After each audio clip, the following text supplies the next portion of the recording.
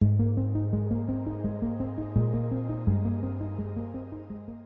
and welcome to our debut episode of the Universe podcast. We're very excited to be talking today. Well, excited and nervous. The Universe podcast is based at UNC Chapel Hill, and our objective is to bring social justice issues to a roundtable discussion. This week, you're with Sophia and Jerome. I think it's important for us to for you guys to know who we are. My name is Sophia. My pronouns are she, her, hers. I am a junior here at UNC Chapel Hill, and I'm a double major in music performance and sociology. My name is Sherelle. My pronouns are also she, her, hers, and I'm a junior here, majoring in media and journalism and minoring in social and economic justice. All right, today's episode, we're going to be talking about freedom of speech on college campuses. Freedom of speech is kind of a really interesting subject because sometimes we don't naturally know what it encompasses. We hear a lot of the times, it's my freedom of speech, this is my First Amendment right to say this. Right. Well, it really depends on what you're talking about. uscourt.gov covers a few things that are covered by freedom of speech and things that are not. So, for example, you have the right not to speak during the Pledge of Allegiance or when, the flag is being saluted. You have the right to wear something in protest to war, things like that. In the case of the children who were protesting the Vietnam War, you're allowed to engage in symbolic speech. In the case of, if you wanted to burn the flag or in protest. But there are also a few things that are not covered by the First Amendment. One of the things that's not exactly covered is to incite actions that would harm others. You wouldn't yell fire in a theater. It's really interesting under things that aren't included under freedom of speech involve actually a lot of high school. So an interesting case is that students aren't permitted to print articles from school newspapers that object school administration. So particularly in around the late 1980s, a school newspaper group, I want to say it is Hazelwood High School, wanted to post an article that the principal disagreed with and said, you need to get rid of these articles. And the students decided to sue. And the court ruled in a 5-3 decision that they would support the school district, that they aren't allowed to post articles. So that's really interesting in how it sort of engages with freedom of speech in minors. But obviously, when we're talking about college campuses, we're not dealing with minors. We're dealing with people who are 18 and older. So this goes really straight into, in 2013, Trump made an executive order. I know there's a lot of them, so it's sometimes hard to keep up with them. But this one is particularly to freedom of speech in college campuses and dealing with college campuses.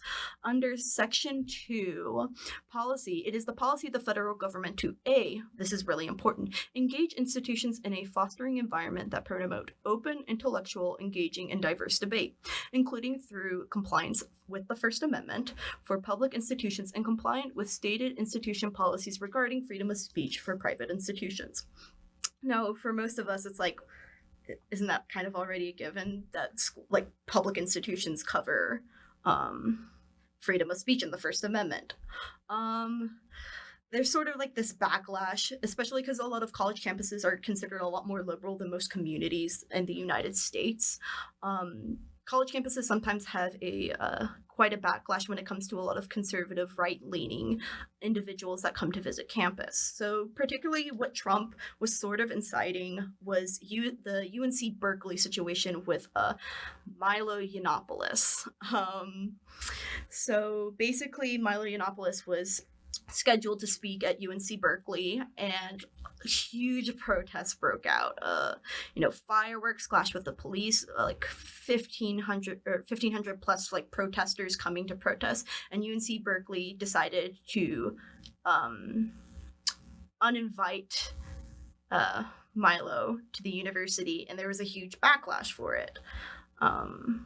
And so it really brings this interesting discussion of, should he have come? Someone who is very radical right. And in my opinion, I don't think it necessarily matters that it's radically right, but someone who is incredibly radical in his opinions and very vocal about his opinions, but also someone who is like banned on Twitter and Facebook for his opinions. Right. Yeah. So, what are your opinions about? I think obviously the people of UC Berkeley, they didn't want to hear from Milo. I guess that's their right to protest against him visiting the campus. He has the right to freedom of speech just like the rest of us. However, it comes into the question, like, should you want to speak to people, a group of people who don't want to hear from you?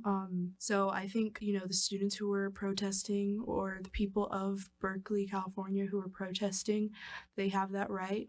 Milo's very controversial, so it's not it's not a surprise that people would want to protest against him coming to their school. And for someone who's banned on Facebook and Twitter, I think it would be the best interest not to bring him to an academic setting, because you get banned from these websites for a reason.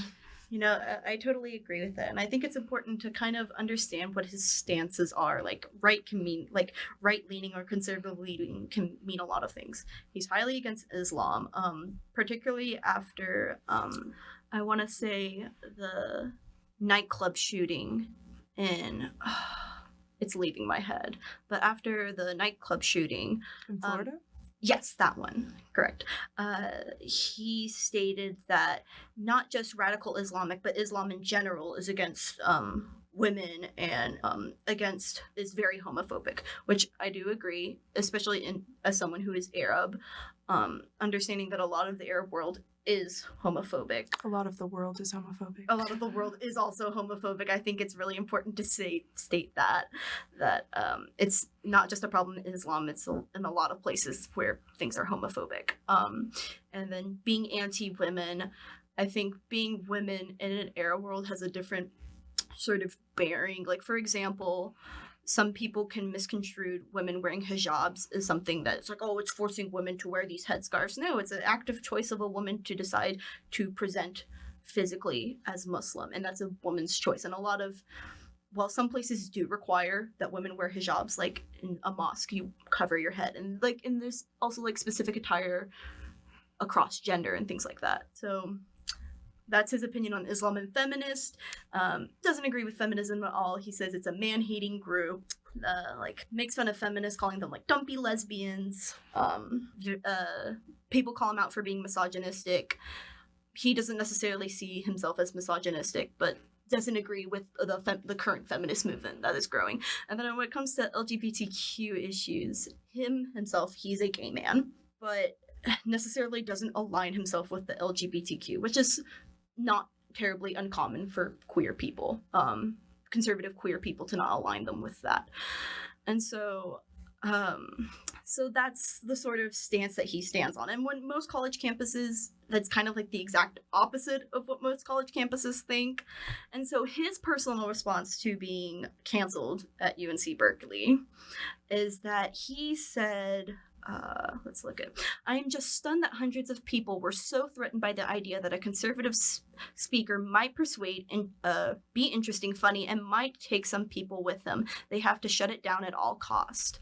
So, he's talking about like what he was probably going to say and speak there would be persuading to people. I'm a person who, through like fostering discussion, I'm not necessarily persuaded by people who necessarily like. I define myself as a progressive person. And so when I talk to someone who's maybe more moderate or more conservative, I'm not necessarily persuaded, but I'm introduced to a new idea that might, I guess it does sort of persuade. It sort of alleviates what I'm thinking, in that sort of sense. So I think it is important for people on different sides to have a conversation. But when you have someone as radical and as like polarizing as he is, and someone that can like you were saying earlier, it takes a lot to be banned on Facebook and Twitter. And what you're saying probably might not be the best thing. Like maybe if he had like a script that like he gave to UNC Berkeley and like this is what I'm going to talk about and approved, but then again that goes into freedom of speech. Right. I said earlier that Milo was canceled, and I think that brings up really important things on cancel culture. If you want to go into it a little bit. Yeah, cancel culture is all over the internet. Anyone does something that a mass of people deem, undesirable. Let's say that. You risk getting canceled. As a quick definition, it's an internet phenomenon where a person is ejected from influence or fame by questionable actions. So, you say something that might go against a group of people and they'll cancel you. Whether this phenomenon is right, I guess, quote unquote, is what a lot of people question. They question cancel culture a lot. Way I see it is, if somebody does something that you feel is harmful or could be harmful or could promote stereotypes, if you don't want to support that person, whether monetary or otherwise, then you have the right to not support them. But I guess some people view cancel culture as taking that a step further and like completely, I guess, banishing this person in a sense. It's modern day banishment. Yeah, yeah, that's a really good way to describe it. The most I've really engaged in cancel culture, a lot of it is through Twitter. Oh, yes. Twitter is, I think, the creator of cancel culture, because it's all started with like pop celebrity icons pulling out very old tweets that are old. Racist, sexist, homophobic, transphobic, xenophobic. The list goes on. Yeah, well, I'm not necessarily gonna super engage in like the pop culture aspect. I think it's important to talk about like political aspect. Right. So for example, when we go into like politicians past and we see something that's unfavorable, for example, Kamala Harris and her history with how she has voted when it comes to criminal justice. A lot of people have quote unquote canceled her for that. Right. That a lot of what she has done has set back a lot of Black people in criminal justice. Mm-hmm. And so people call her out on it, and it's just like, I'm not dealing with Kamala anymore, she's canceled or whatever. And I think the major question for us to really discuss is this good or bad? Like you sort of talked about, right. like there's a degree of cancel culture a little bit. Yeah. For Kamala Harris, I've heard a lot of the talk about her history with supporting cops and not supporting, her Black constituents, especially when she was the general attorney. I think if we look into any politician's past, this is going to come up with the same degree of they've done something that worthies them, quote unquote, of being canceled. If you've watched any of the Democratic debates that have been going on, when immigration came up, we've had protesters protesting Joe Biden about, during the Obama administration, about how many immigrants were deported. And, you see his reaction to that, and it's like, well, how do you plan on, continuing that if you are elected president? He is, I want to say, the front runner of the current Democratic, candidates, because of course, his allegiance to Obama, and that just propels him forward. So it's not just Kamala, it's not just Biden, it's virtually a lot of the politicians. They're not squeaky clean. So it comes into question, what are we going to excuse? What are we going to let pass? What do we deem cancel worthy? Or what can we say, hey, regardless of this, I'm still going to vote for this person, Yeah, I think it really comes down, because like you were talking about like banishment a lot, that it's like this really group mentality that what we think, like, oh, Joe Biden did this, and I see other people are getting upset, I'm gonna cancel him as well. Or like I see like these other pop stars that are like, for example, Kevin Hart, like when he got canceled after they pulled up homophobic tweets and he was no longer going to host, I want to say, the Emmys or Grammys. I think it was the Oscars. Oh, Oscars.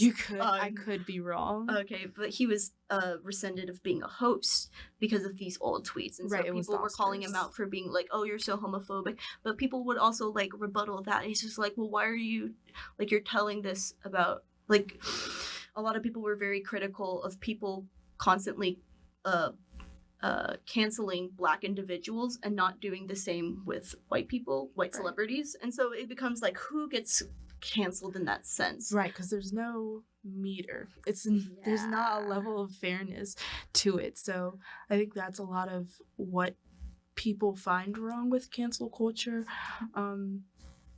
I can't say that I've never said, oh, this person is canceled, but I don't know, I think if anything it could be a case by case issue. But you mentioned something about like mob mentality. I think cancel culture plays into that because we look to other people to say, well, okay, they're not supporting this person, I can't support this person. You hear say, oh, well, nobody's drinking, this coffee anymore because they do this, and nobody's doing, this thing anymore because of this reason. So it's like, you don't decide on your own, am I going to support this? Am I going to do this? Am I going to vote for this person?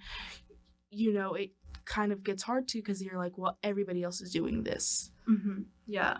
And so in that sense, we talk about like this a lot of back and forth. Is this sort of cancel culture effective? In my opinion, I don't think it's really effective because you can personally cancel someone, but like cancel culture in general is an entire culture with norms and values, I don't think it's very effective at addressing major problems such as systemic racism. Yes, that person was racist, and they probably have, like, if they haven't already learned, they realize now, you can't go by these things without like personally addressing to these things, and like people can change over time. But I think it's rather ineffective at like, it cuts off conversations very quickly. Right. Like, you're canceled. I'm not going to listen to you because we don't agree with each other. So therefore, bye, sis. Right. And there's not necessarily a statute of limitations on cancel culture. It's like, this happened 40 years ago, but it's still canceled. Sis, you're yeah. But I guess that's why we have conversations like this. Yeah, and that's why I think it's very important. And whether, even though like, if very polarizing conversations, it's still always important to have these things. And even like going back to like the main topic of freedom of speech, you can say what you want, but you do have consequences to what you say. That's really important, I think, to cancel culture. Like, well, a lot of people say, I have a freedom of speech, so I can say this. So like, yes, you have your God-given right to say that you do not agree with abortion. I am never going to try and take that right for you. I have the right as well to disagree with you and point out the flaws in your argument. And I think that's what a lot of people forget about freedom of speech. And so that encompasses cancel culture and sort of this radical idea of freedom of speech. I can say what I want, and that's it. Right. And then it stops the conversation right there, and you're done. And then you get two sides that are just very angry at each other, very polarized with each other, but they can't have a conversation about it. Right. And I think that sort of segues into specific UNC problems when it comes to freedom of speech. Right. If any of you listening go to UNC, you sort of know specific people and specific groups that visit campus. We generally know the abortion group that comes to campus. If you have an experience, you are very lucky. I think from last year was the last time I saw them. Basically, it's a group of men in like nice suits and like some sort of uniform, and they hold up this large banner with some sort of pro-life, anti-abortion slogan, and they're passing out flyers stating why abortion's such a terrible thing, and a lot of them have very graphic images on them of dead fetuses and dead babies, and it's rather triggering. I know when they came in February, I'm pretty sure they didn't have a trigger warning. When they came back in May of last semester, they did have a trigger warning sign, and so that kind of goes into like what happened with our left side of campus, I would like to say, or liberal side of campus. Two feminists decided to get into confrontations with these individuals, and one of them was very upset with them, which you have every right to be upset with seeing graphic images and feeling that these people, because they are pro-life, that they feel like they're being anti-women. It's a very common like correlation between the two. And so not only was this person upset, but this person took one of the signs. Right. you can't legally do that. And so another individual also punched one of the pro-lifers, and both of them were arrested. And this got posted to YouTube and it got quite a lot of views. Oh yeah, definitely the conservative news really ate this up with the idea of freedom of speech on campus. Look at these liberal institutions like UNC Berkeley and UC Berkeley and UNC Chapel Hill. They're trying to shut down conservatives and shut us down, Right. and things like that, which it's a shame that we get labeled as such a thing, because I necessarily don't like to think that we're an institution that similar to cancel culture that just cancels and shuts off people and stops conversation. So another instance of UNC sort of engaging in this like kind of mob canceling is when former North Carolina Governor Pat McCrory was a guest lecturer last spring to talk for the UNC Institution of Politics, and there's a pretty big backlash of people him not wanting to speak here. And so this idea of anyone that doesn't align with either the institution's values or even our own personal values, that we don't want to engage with them. I would like to know like your opinion about like either of these two examples. I think this goes back to the at least the instance of the Pratt McCrory. It goes back to the Milo thing at UC Berkeley. If you are, as we've established, I think UC Berkeley is one of the most liberal schools in America, and so they're not going to take kindly to someone with opposing views trying to have an influence on their campus. Now, you can argue if that's right or wrong. Mm-hmm. That's up to you. But, they have the right to say, we don't want them, trying to influence this campus with our opinions. Same as UNC students have the right to say, hey, we don't want this person influencing their thoughts and opinions on our campus, because we tend to be a more liberal campus, and even though there are still people who are on the right, I think a lot of people can agree that we tend to, as a majority, be on the left, and so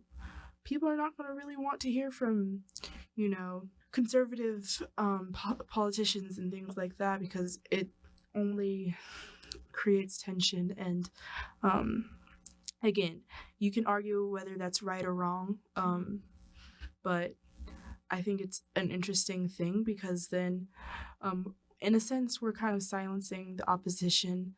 But excuse me, if you are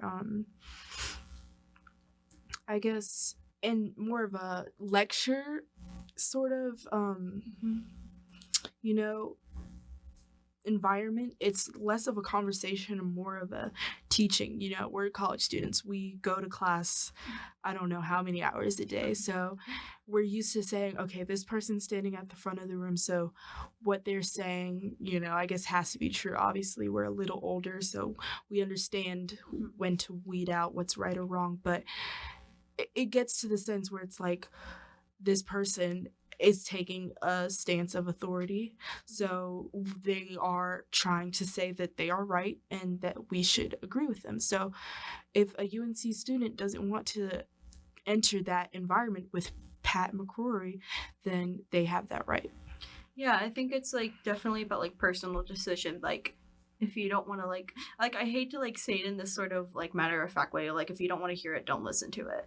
Like I'm not going to try and actively listen to hyper conservative news that's always going to be belittling brown people as a brown person. I'm just not going to listen to it. No. And I think what actually happened, Pat McCrory was not uninvited. He still came, and it was really important that the institute, or the Institution of Politics at UNC say they always invite two fellow two fellows with diverse viewpoints, and they said, and I quote, something that is very central to the fellows program is that we have two fellows each semester, and we always have one fellow on the right of the center and one who is on the left of the center. It keeps our nonpartisan value. And I think it was really important that, like, maybe people only heard, oh, Pat McCrory's coming, and so a lot of people got upset. Well, not only Pat McCrory wasn't coming, someone else was coming as well. So it was like this balancing of powers and creating a very interesting conversation. Right. Now, in like my opinion, I wouldn't put Pat McCrory beside Yiannopoulos. I think one is banned on Twitter and one isn't. Yeah. One of them, like, I think is a little bit more central to home. So people may have had very personal interactions with this or like how his politics deal with it. Like, definitely HB2 is an example of transphobic legislation that they have every right to not agree with. So I think I'm a person who definitely doesn't want to like put up all these problems and not try and give an answer to it. Yeah. I think if we're really going to be addressing like issues of freedom of speech on college campuses and talking about how like nuanced they are and how it depends on you as a person, I think it's important to try and give perspective of how we personally respond to it. So how do we react to people like say in the pit or in the quad that are preaching something that we personally don't agree with, but is covered under freedom of speech? Like they're not like screaming like racial slurs, which you can get arrested for screaming racial slurs. But I think with the pit preachers, I think that's what you're getting at. I think the only thing you really can do is walk past and just try your best not to pay attention to it, because I don't think they're going anywhere. No matter how many students sit around them and rebuttal their arguments, they're just going to keep coming back because that is their right. They have the right to religion. They have the right to freedom of speech. Again, as you said, as long as it's not kind of crossing the territory into racial lines, I know that's covered by the law, then I guess what they're saying is fine. Of course, they do spout a lot of misogynistic things. They do cross the border into a lot of just problematic speech. But I think the best thing is for you to just keep walking. And I wish I had like a better answer to that. I wish we could say, yeah, we should, lobby Congress to get them out of our campus. But they're actually not just a UNC issue. They're like at a lot of campuses. Yeah. So, yeah, I think it's important to read like every single, even if you're listening and you don't go to UNC Chapel Hill, if you're at a university or have been to a university, there's one single religious person on the campus that is there. And it's not just conservatives that are on campus. Like, what was it? The past couple of days, there's been a socialist newspaper been waving around like Lenore. And like I've just put in my earbuds and sort of walked past it, mostly because I just don't want to deal with awkward interactions. But like we said earlier, just not engaging with them. Like it's like you're trying to walk to campus, you're not trying to deal with that sort of conversation. And it depends like in each situation. But I think it's also important to understand, like, say if like you do want to engage in a conversation, because say it like you're having a really bad day and they're just really pushing your buttons and you have like 2 hours till your next class and you're like, why the hell not? I think it's important to understand whatever you say most likely will not change their minds. I know it's like we like to think like even in like a very like civil debate, like we like to think like maybe whatever I can do can change their minds. I'm going to use the example of Gary the preacher in the quad, our good homeboy. If you don't know Gary the preacher, he sits in the quad in his like little lawn chair and he has a big old sign that says fear God, like John 5:14, and the other one says stop sinning. Like, ooh, I see a sign that says stop sinning, I'm going to stop sinning. Right. I've seen the light of God. But for him as an example, like you can just pass by him, or if you do and decide to engage in a conversation, this man is 70-ish years old. He's from what conversations I've heard and what conversations I've had with him, he's been thinking that he's been a born again Christian since his mid-20s. So that's like I can't do math because I'm not a STEM major here, but that's like 40 to 50 plus years of him thinking that way. And that's not going to change. Why am I going to try and either waste my breath to try and have a conversation with him to try and change his mind? I'm not going to change his mind.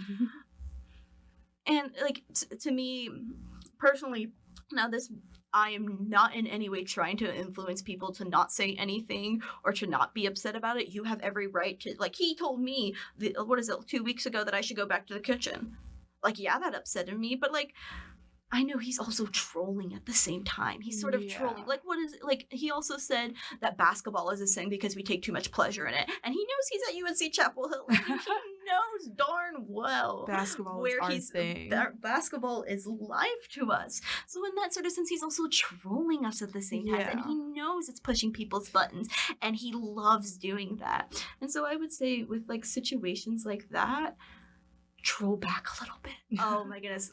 What was it? It was maybe 2 weeks back. It was towards the evening. I had been there that afternoon, like sitting in, like listening to people talk to Gary, and people were like a lot more angrier with him. It was like, hey, Gary, you sexist. And like, I know there's a person that was waving a little rainbow flag behind him. And like people were generally, the mood was, fuck Gary. But I came there later that evening because I was going to get myself some food. But I was like, oh, there's a smaller group in front of people. Let's see what's going on. And so the group had just made like this general consensus of trolling with him as well. You know, this girl that was beside me was agreeing with all of his sexist comments, even though, like, I knew and she knew that she didn't personally agree with it. Like, he told us both to go back to the kitchen. And, like, I think she said something along the lines. He's like, you know, Gary, you're right. You're right. I should go back to the kitchen. And Gary asked her, he's like, you know, it's like, what can you make in the kitchen? She's like, I can make myself a mean sandwich and mean pasta for my man. And he's like, you know what, fellas, that's an ideal lady right there. And so it's like having fun with those kind of things. Like, yeah. I like, especially in this sort of Trump era things where at all you want it, like you're constantly like, I feel like we're overloaded with all this information. And same with like cancel culture, we're just overwhelmed with all like this negativity that it sort of, at least for me, sort of bogs me down sometimes. Mm-hmm. And just like, have fun with Gary. Gary, especially like, with maybe not exactly like the pit preacher. I think he's a little bit different because like, he like, exclaims like evolution is fake and all that kind of stuff. But Gary, like, especially if like you're generally like nice to him and you troll with him back, he's not gonna say really anything mean towards you. Like, not saying like you as a person are an awful individual. If you're like sitting there and like engaging with like a polite conversation with him, he's generally gonna engage with you politely back. And I think that sort of goes with anything. And maybe that's not gonna be the case always, but you know. And that sort of thing. So that's specifically with like maybe college campus preachers, but for I think going back to the main issue of UNC campus's reaction towards abortion groups. Again, abortion is so polarizing. People have like so many different opinions. Even people on the same side will have different opinions on abortion. So this is very like it's a very flipped perspective on the whole pit preachers thing, you know, because it's more of a serious topic. It's not trollers, you know. How do you respond to something like that? I think if people don't agree with pro-lifers, anti-abortion people, then I think in this sense it wouldn't necessarily be right to just ignore, you know what I'm saying? Mm-hmm. More so do everything in your power to make sure your voice is heard, and that you're not letting the people who are anti-abortion win in that sense. Yeah, that's definitely a really great way of putting about it. Just because they're speaking doesn't mean they necessarily diminish your voice as well. So definitely, if you are in like a very like safe space and you know what they're going to respond to you isn't necessarily going to trigger you, or the images or things that you're going to see trigger you. I think it's very important to like, I've never personally done this because most of the time when I've been passing by them, I've been like running to class, or like I just they made me so uncomfortable that I just personally I didn't feel safe engaging. And it's not even like you have to engage with these people, but you can maybe in a week, you know, start a campaign with your friends, or I guess other pro-abortion or pro-choice people, to say we support abortion on this campus, and we or even in this state, you know what I'm saying? And you can, call your congressman, and you can make sure your voice is heard. You don't necessarily have to engage with these people, but you shouldn't, if you feel so inclined to, you shouldn't just let your voice be diminished. Yeah, I think that's really important. Actually, this isn't a sponsored plug or anything, but I know at UNC we have the Fight for Her campaign, which is specific for women's health rights, but we engage with a lot of abortion rights as well. I'm no longer a part of, I'm not super active in the group, but I know that's a group on campus that, if you, respond to such a, oh, I don't like seeing, these anti-abortion people, I don't agree with them, but of course I can't kick them off of campus because freedom of speech, but I want to get involved somehow. That's one way you can get involved with the Fight for Her campaign. But maybe in those sort of situations, if you feel so inclined, again, safe, making sure you're in a safe place and you're not going to break down or freak out, engaging with them in a conversation, asking them questions do you support women's access to programs that help them with child support? If they do decide, if you are saying that abortion is a terrible thing, which you are entitled to that opinion, what sort of ways do you want to alleviate things? And I think that's a very pluralistic sort of approach to those sort of things, because maybe no one else has really ever questioned that sort of line of thinking. Right. And again, you're probably not going to change their mind, but it gets or maybe them. you could. Maybe you could. But do you support child support? Do you support comprehensive sex education, which lowers birth rates, which in return lowers abortion rates? And so I think that's also a very important conversation to have when it comes to engaging with other people. And I think it's really important for us to not blocking out people, of course, when we're walking to campus and I'm not going to deal with this, but if you do have the opportunity in which you're engaging with someone, say in class with someone that doesn't agree with your viewpoint, instead of canceling them or cutting them off, that you engage with them in a conversation. And if they decide to troll, have fun and troll back, instead of maybe getting the label of the angry little snowflake that just melts on everything or whatever.